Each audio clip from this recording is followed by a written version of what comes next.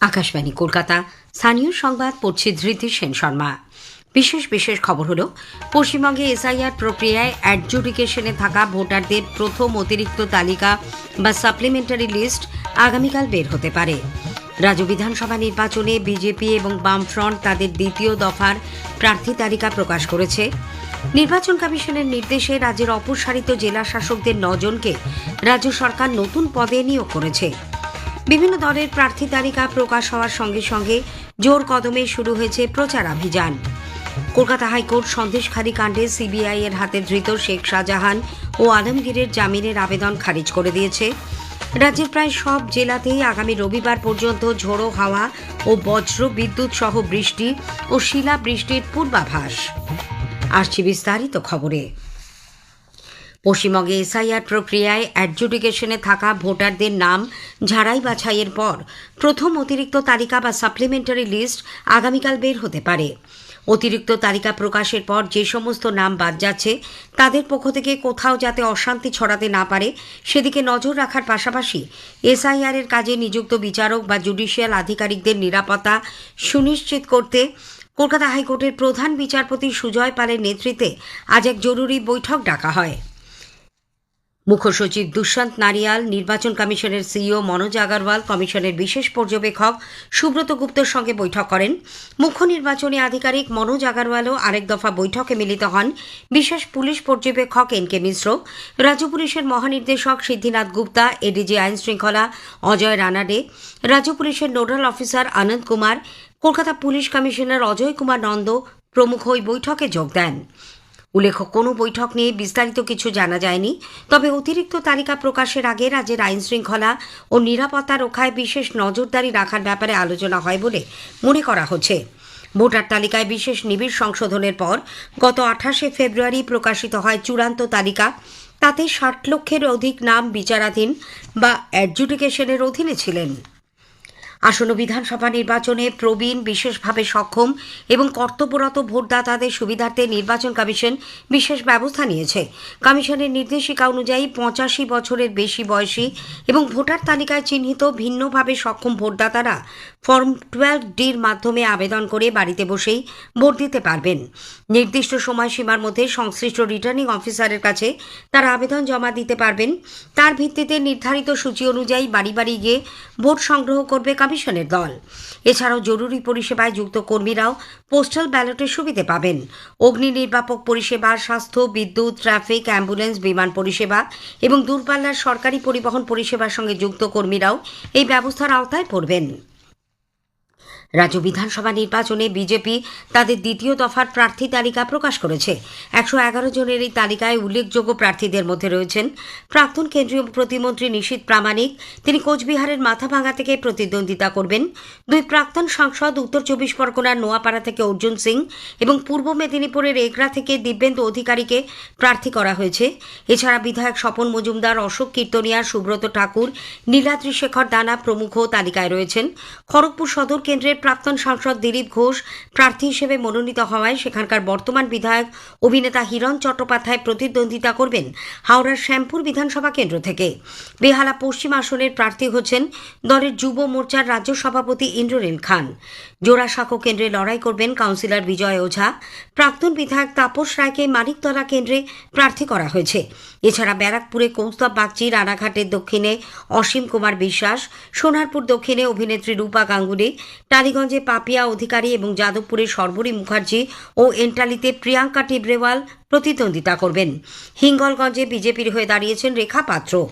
প্রাক্তন হকি খেলোয়াড় ভরত ছেত্রীকে কালিম্পং আসন ও রোমান রায়কে দার্জিলিংয়ে প্রার্থী করা হচ্ছে। প্রথম তালিকায় দক্ষিণ 24 পরগনার বিষ্ণুপুর সংরক্ষিত আসনের প্রার্থী বদল করে বিশ্বজিৎ খাঁকে সেখানে মনোনীত করা হয়েছে। অন্যদিকে পুরুলিয়ার জয়পুরে বিজেপি সমর্থিত প্রার্থী হিসেবে বিশ্বজিৎ মাহাতোর নামও ঘোষণা করা হয়েছে। পরে এক সাংবাদিক বৈঠকে বিজেপির প্রধান রাজ্য মুখপাত্র দেবজিৎ সরকার বলেন, এ পর্যন্ত 256 জন প্রার্থীর তালিকা ঘোষণা করা হয়েছে।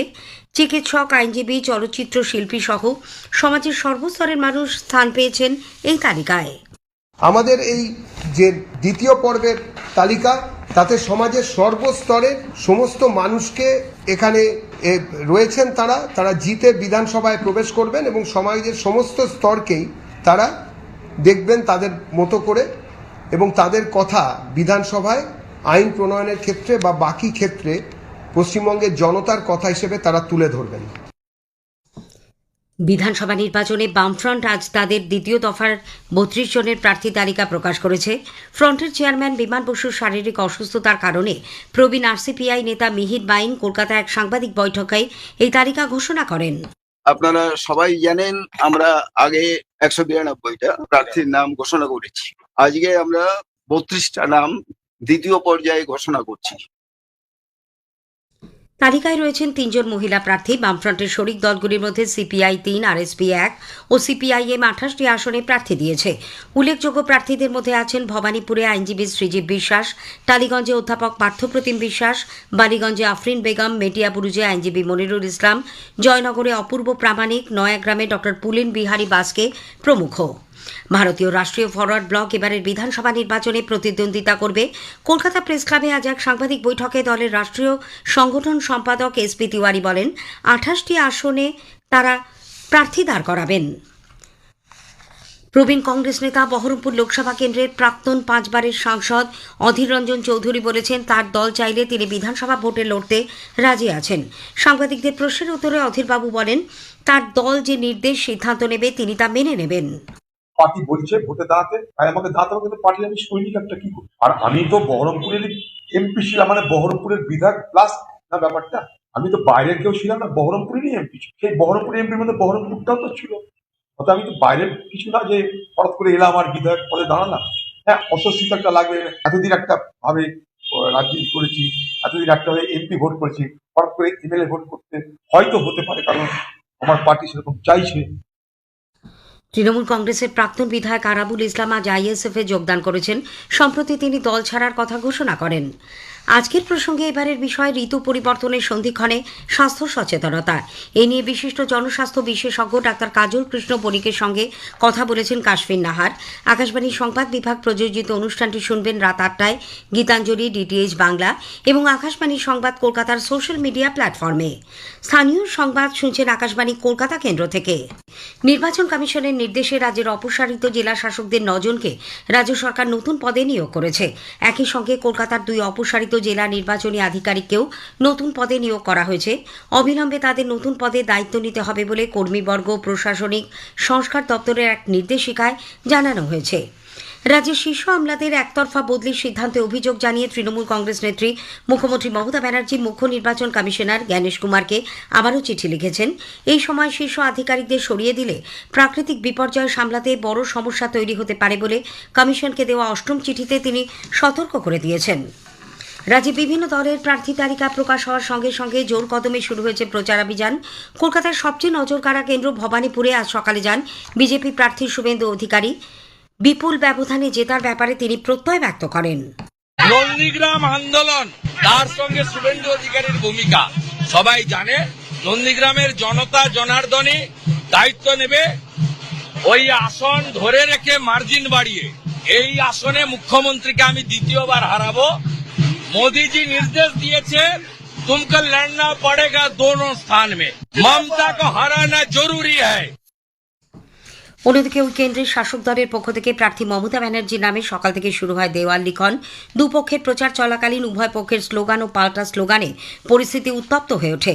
বিজেপির রাজ্য সভাপতি শ্রমিক ভট্টাচার্য ভবানীপুরে ভোটের প্রচার করার সময় বিরোধী দলনেতাকে ঘিরে বিক্ষোভের অভিযোগের কড়া সমালোচনা করেছেন।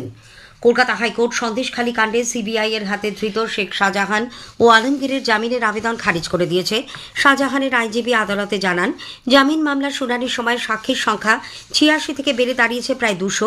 এছাড়াও যার বয়ানের ভিত্তিতে শাহজাহানকে অভিযুক্ত করা হয়েছে সেই মাজেদা বিবিকে অভিযুক্ত করে চার্জশিট দিয়েছে সিবিআই। অনুকূল পরিস্থিতি এবং বঙ্গোপসাগর থেকে প্রচুর পরিমাণে জলীয় বাষ্প প্রবেশের কারণে রাজ্যের প্রায় সব জেলাতেই রবিবার পর্যন্ত ঝোড়ো হাওয়া ও বজ্রবিদ্যুৎ সহ বৃষ্টি ও শিলাবৃষ্টির সম্ভাবনা। আজ বাঁকুড়া, বীরভূম, পূর্ব ও পশ্চিম বর্ধমান এবং হুগলি জেলায় দমকা হাওয়া ও বৃষ্টির পূর্বাভাস দিয়েছে আলিপুর আবহাওয়া দপ্তর। স্থানীয় সংবাদ শেষ হল। পরের খবর 8টা বেজে 10 মিনিট।